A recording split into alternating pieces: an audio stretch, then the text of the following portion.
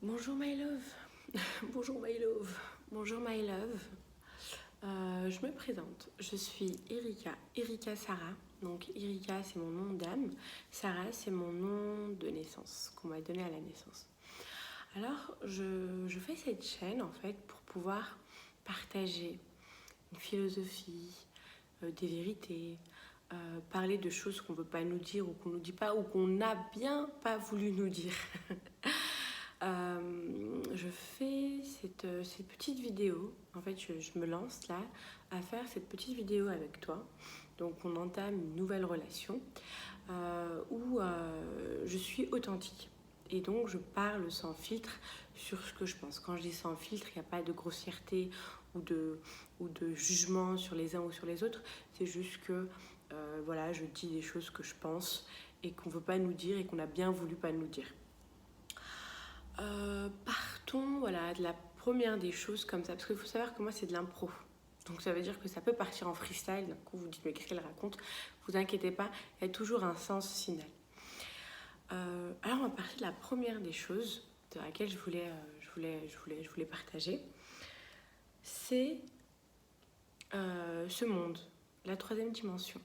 La troisième dimension que nous on fait notre réalité en fait, qui est la réalité de monsieur et madame tout le monde, ce monde, la 3D. La 3D, en fait, c'est une porte par laquelle on rentre de l'utérus de notre mère et laquelle où on sort quand on meurt. Donc, la mort n'est pas une fatalité. Et donc, la naissance n'est pas un commencement absolu. C'est le début de quelque chose de nouveau. Il y a une naissance, il y a quelque chose de nouveau. Mais dans notre vie, on vit beaucoup de naissances, de renaissances, de petites morts. Et en fait, il y a tout un monde hormis cette troisième dimension. Et la plupart des gens, ils font de la réalité cette troisième dimension. Mais c'est pas, en fait, la plupart des gens, c'est la société dans laquelle on est. La société dans laquelle on est nous a appris des petits que les bruits qu'on entendait, que les fantômes, les esprits, les autres êtres qu'on ne voit pas invisibles n'existent pas. Les seules choses qui existent, c'est ce qu'on voit et ce qu'on entend. Ok. Mais quand un enfant entend ou voit quelque chose, on lui dit non, c'est ton imagination. Et en fait, ils nous ont donné cette réalité de ce qu'on voit, donc cette troisième dimension, qui est dans laquelle on est actuellement, où l'homme est, c'est la réalité absolue. Et en fait, on vit dans ça parce qu'on s'est créé ça. Donc on a fermé les portes. On a fermé les portes de l'intuition, on a fermé les portes de la clairvision, on a fermé également les portes de la communication avec la source et avec les êtres supérieurs, parce que on nous a dit que notre seule réalité, c'est celle-ci. Il y a la religion, il y a les religions qui nous disent qu'il existe un monde invisible dans lequel on ne voit pas, mais qu'on doit croire. Mais encore, sur certaines religions, pas toutes, on nous dit pas tout. On nous dit pas tout. Voilà. On nous dit pas tout. Il y a eu un bug, je pensais que ça allait couper, mais pas du tout. On nous dit pas tout. Et en fait, en nous disant pas tout, on nous prive de quelque chose de primordial. Quelque chose qu'on utilise tout le temps, constamment, H24, mais qu'on utilise ou de la mauvaise manière, ou de la bonne, tout dépend de chacun, mais qu'on utilise et malheureusement de la mauvaise manière parfois, à cause de nos peurs, à cause de nos émotions, à cause de notre mental aussi, de notre ego. Il faut savoir une chose sur ce pouvoir. Ce pouvoir-là, c'est tout ce qui nous arrive en fait, tout ce qui nous arrive dans la vie. C'est une réponse de notre pouvoir. Ça veut dire que ceux qui sont riches, ils ont créé leur richesse. Ils ont décidé à un moment d'être riches. Ils se sont dit, moi, la pauvreté, j'en veux plus. Je décide aujourd'hui, je décide que je veux être riche plus tard. Et il va faire les actions, et il va penser être riche, et il va penser comme un riche, parce qu'il va créer sa richesse finalement. Et celui qui est pauvre, c'est celui qui dit, de toute manière, c'est comme ça, pas autrement. Et puis, soyons contents qu'on puisse déjà manger, soyons contents qu'on puisse déjà avoir ce qu'on a. Et en fait, ils ne voyaient pas plus que ça. Donc, c'est comme s'ils acceptaient. Et donc, c'est ce qu'ils créent. Ils acceptent ce qu'ils créent. Bah oui, parce que notre pouvoir, c'est la création. On a le pouvoir de créer. Et on crée constamment. On crée par nos peurs, on crée par nos joies, on crée par nos peines, beaucoup aussi. Et on crée. Et ce pouvoir-là qu'on a, le pouvoir de créer, il est en chaque être humain à la naissance. Il est donné, c'est un cadeau à l'homme. C'est un cadeau immense que Dieu a donné à l'homme. Je dis Dieu, je peux dire la source.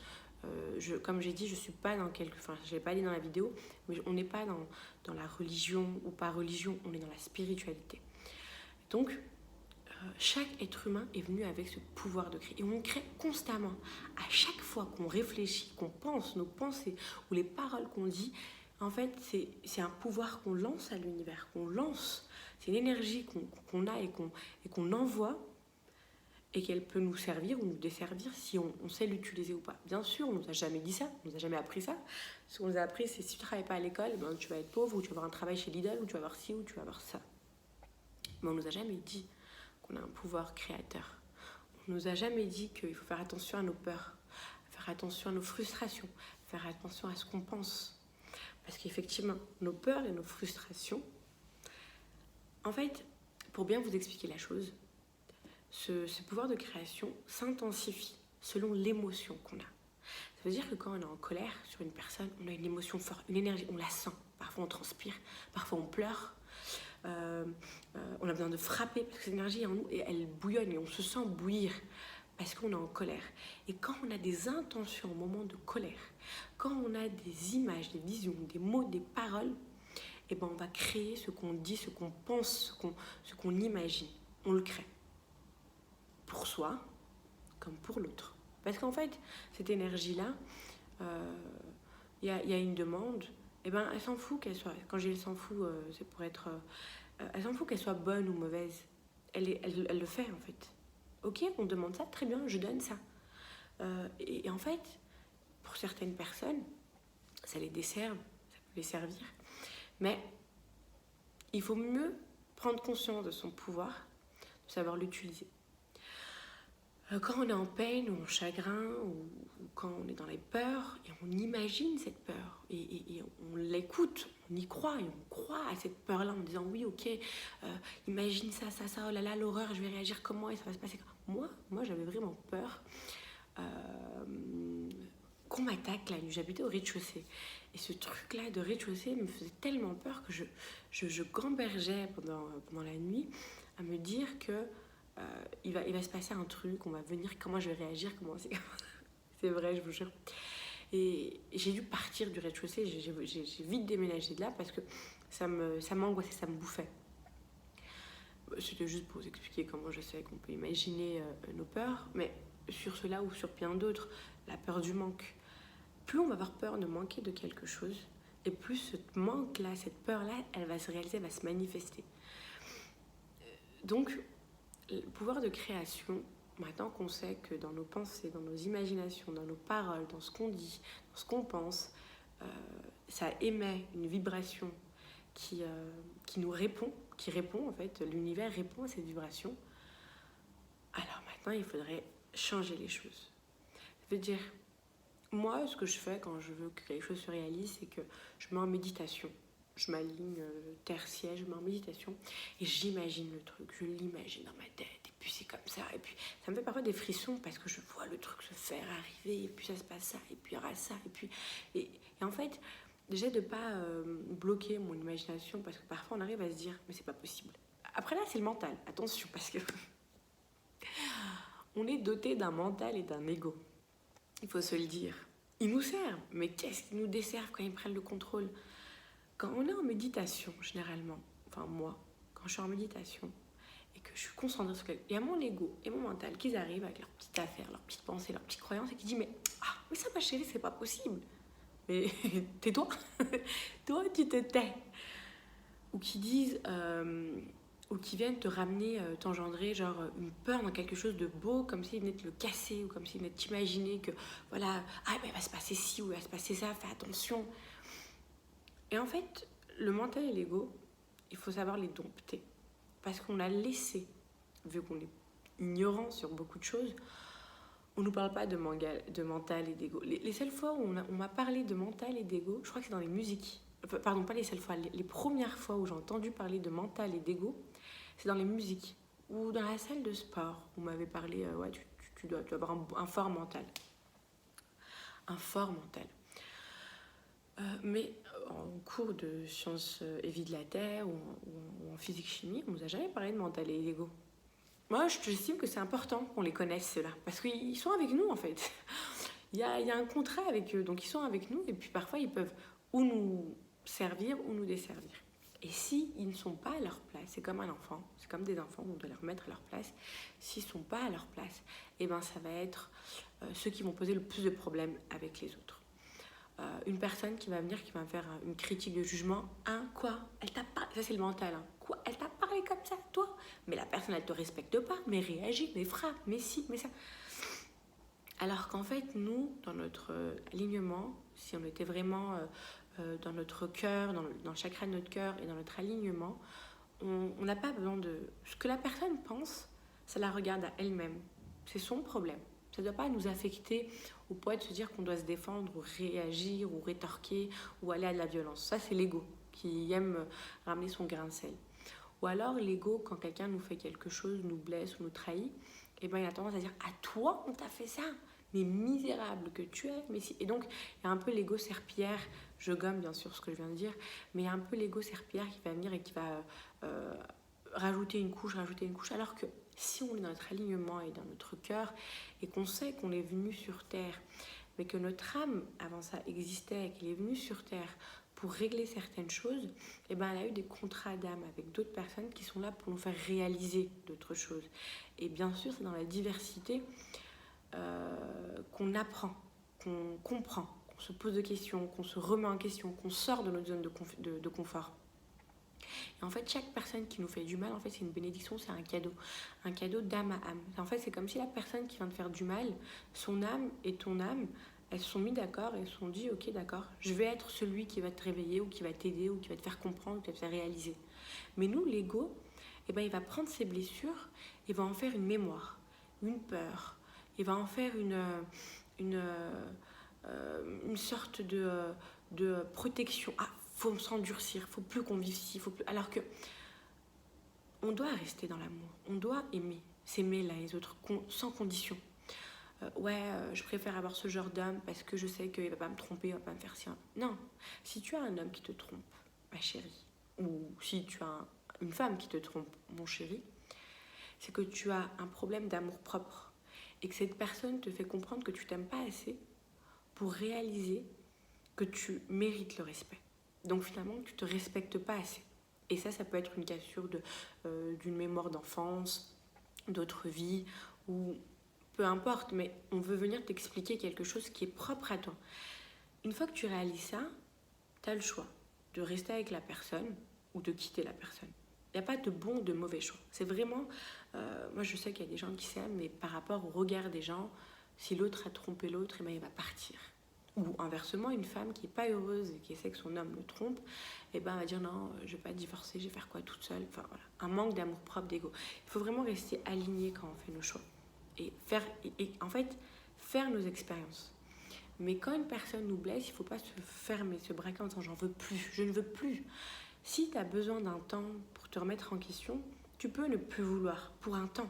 Parce que tu as besoin de t'accomplir, tu comprends d'où vient le problème, pourquoi il y a cette relation-là avec les hommes, et que tu as besoin de régler ça à l'intérieur de toi, pour ensuite rencontrer la personne qu'il te faut, qui t'aime, qui te respecte, sans condition.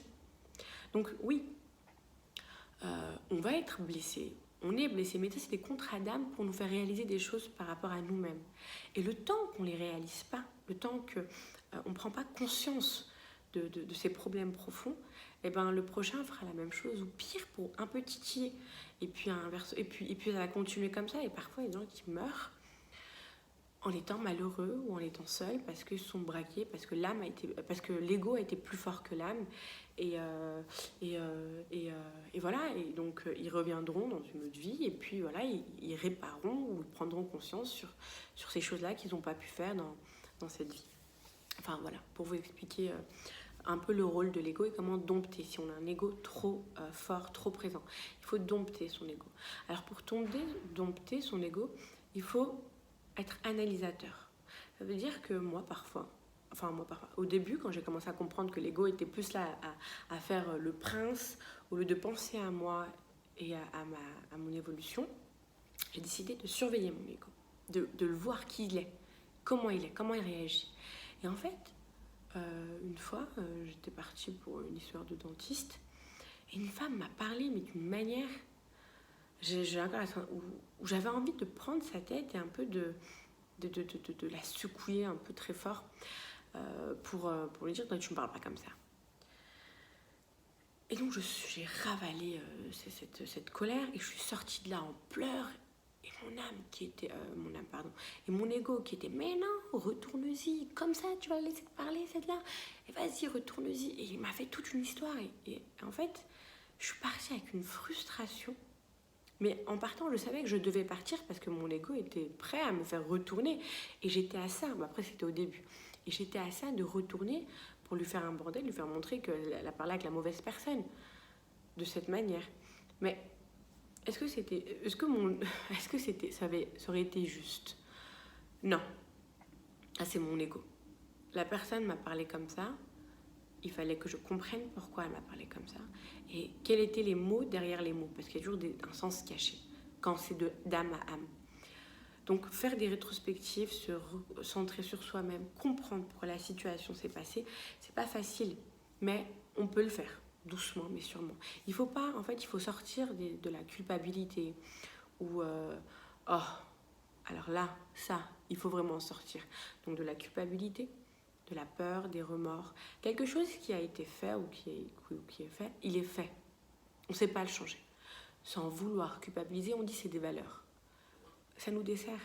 Les valeurs qu'on peut avoir, c'est je ne veux pas être cette personne-là ou je ne veux plus être cette personne-là. Donc je fais des actions pour ne plus être cette personne-là. Mais dire oh là là, j'ai fait ci, j'ai fait ça, mais je suis une mauvaise personne, mais si, mais ça, c'est pas juste. En fait, ça c'est l'ego. C'est l'ego et c'est ce que le cerveau de la troisième dimension fait, c'est bourreau, victime, sauveur.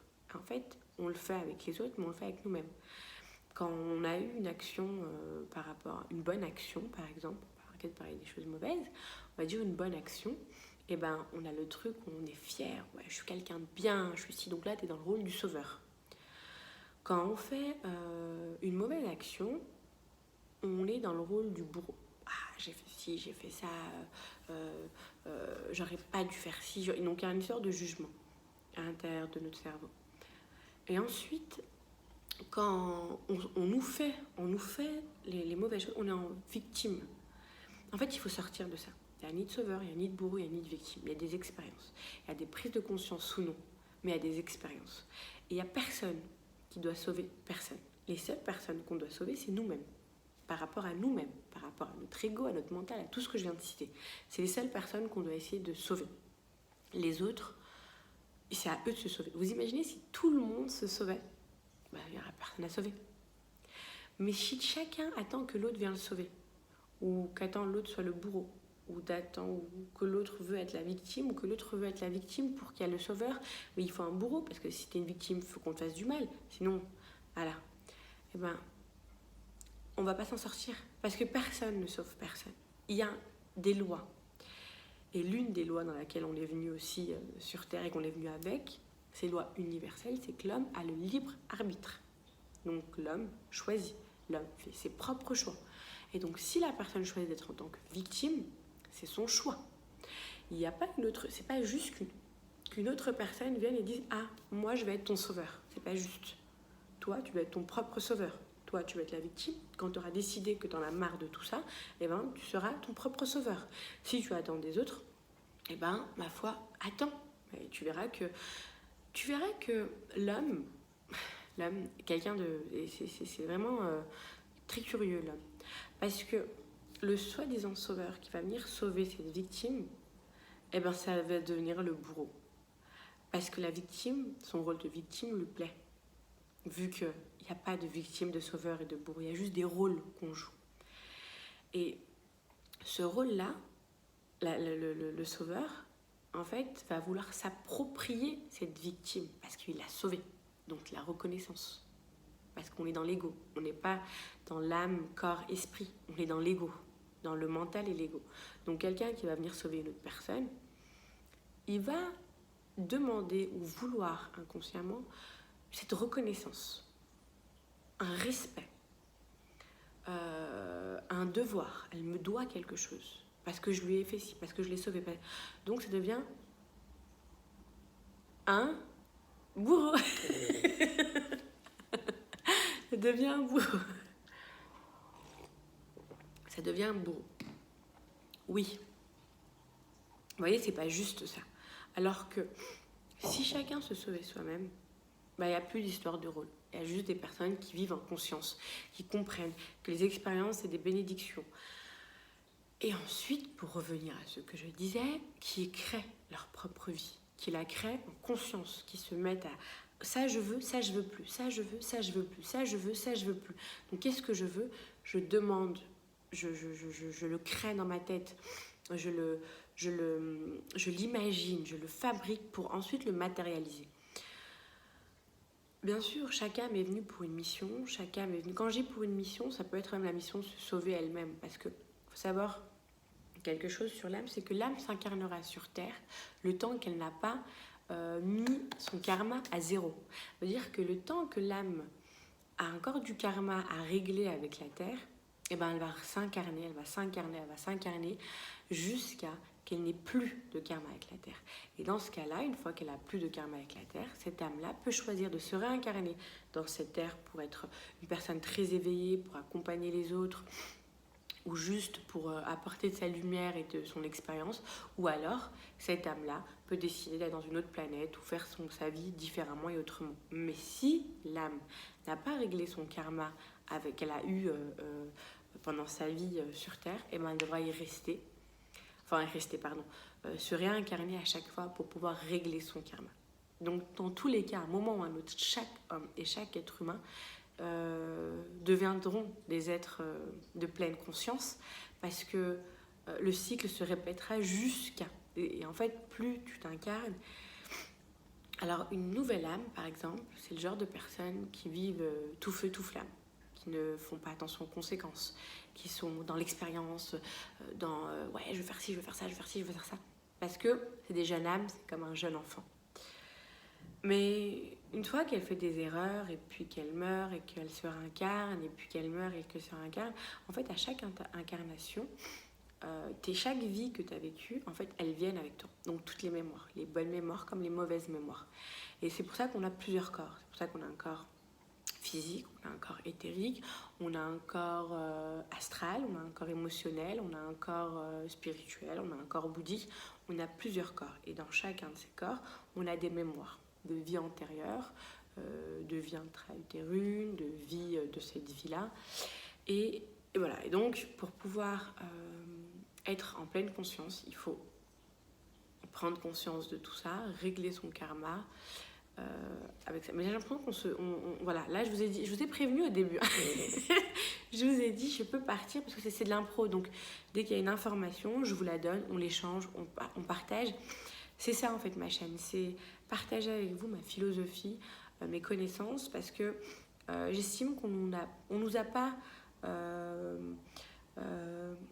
on nous a pas dans notre éducation, du moins en Europe, je sais pas comment ça se passe en Inde ou dans les écoles ailleurs, mais je sais qu'en Europe, on veut vraiment nous écarter de la spiritualité. On nous parle pas de spiritualité. On a tellement voulu être des athées qu'on a pensé que la spiritualité pouvait faire partie d'une religion ou je ne sais quoi, ou peut-être parce qu'ils ne voulaient pas justement qu'on soit des êtres éveillés. Et donc voilà. Ce qui est fort dommage, parce que peut-être que j'aurais été beaucoup plus motivée à aller à l'école. Mais voilà. Pour revenir sur notre pouvoir, donc pour vraiment créer ce qu'on veut créer et qu'on puisse utiliser notre pouvoir dans son plein potentiel, parce que c'est un don qu'on a, c'est un don, c'est un cadeau qu'on a. Et pour pouvoir l'utiliser, déjà il faut prendre conscience, il faut faire attention à ce qu'on pense. Il faut faire attention à ce qu'on dit, comment on se parle de soi-même. Parce que se parler, par exemple, je gomme ce que je vais dire, mais par exemple, il y a des gens qui vont essayer de faire quelque chose, qui vont dire « Putain, je suis conne ». Excusez-moi. Mais je suis conne, c'est pas bon de se le dire. Parce que je suis conne, c'est ce que tu dis à l'univers que tu es. Mais tu finiras par l'être. Pour éviter d'être, il faut plus se parler comme ça. Donc je gomme bien évidemment, et on peut annuler en fait ce qu'on crée. Quand une personne a ce type, parce qu'on malheureusement, du moins en Europe, on parle comme ça. En fait, c'est devenu un langage normal de parler comme ça, de s'auto-critiquer. Et on appelle ça de l'autodérision. Chacun l'appelle comme il veut. Moi, j'appelle ça de l'auto-sabotage. Et bien, tu peux gommer. Par exemple, tu as le réflexe, je gomme. Je demande à mes guides d'annuler ce que je viens de dire, ce que je viens de penser, ce que je viens de dire. Parce que c'est vrai que quand on est en méditation, on peut avoir ce truc de... Parce qu'on est des êtres de dualité, on est de la lumière comme du sombre. Donc l'un sans l'autre, on n'existerait pas. Donc plus on va aller vers la lumière et plus on va aller vers nos ténèbres, vers notre part d'ombre. Et faut l'accepter, il faut l'aimer. Et quand elle arrive, ou quand elle est là, ou quand vous avez des pensées un peu néfastes pour vous, pour les autres, eh ben, il faut annuler. Il faut que je vous dise aussi quelque chose d'important. On va parler de sorcellerie. Vous voyez, la sorcellerie, il y a plusieurs types de sorcellerie. Mais il y a la sorcellerie du verbe et de la pensée. Elle est anodine, dite comme ça, mais elle fonctionne. Et malheureusement, cette sorcellerie qui fonctionne se retourne contre la personne qui l'utilise, qu'elle a conscience ou qu'elle n'a pas conscience. Parce que c'est du karma. Alors, on dit maudire une personne. Quand on maudit une personne, c'est de la sorcellerie. Quand on emploie des mauvaises paroles sur une autre personne ou sur soi-même, c'est de la sorcellerie.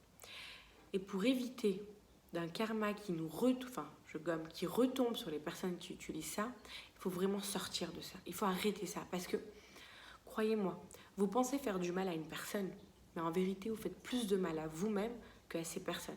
Ça va faire du mal à cette personne. Mais le karma qui va venir en pleine figure, ça ne va pas pardonner. Et ça ne pardonne pas. Qu'on soit d'accord.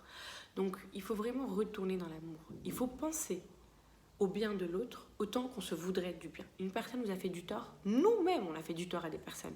Et vous imaginez si tout le monde maudisait tout le monde, comment ça se passe? Bon, t'es une personne qui ne maudit pas, t'es une personne qui a un langage correct, qui veut de l'amour pour les autres, on va te maudire, ça va pas marcher avec toi.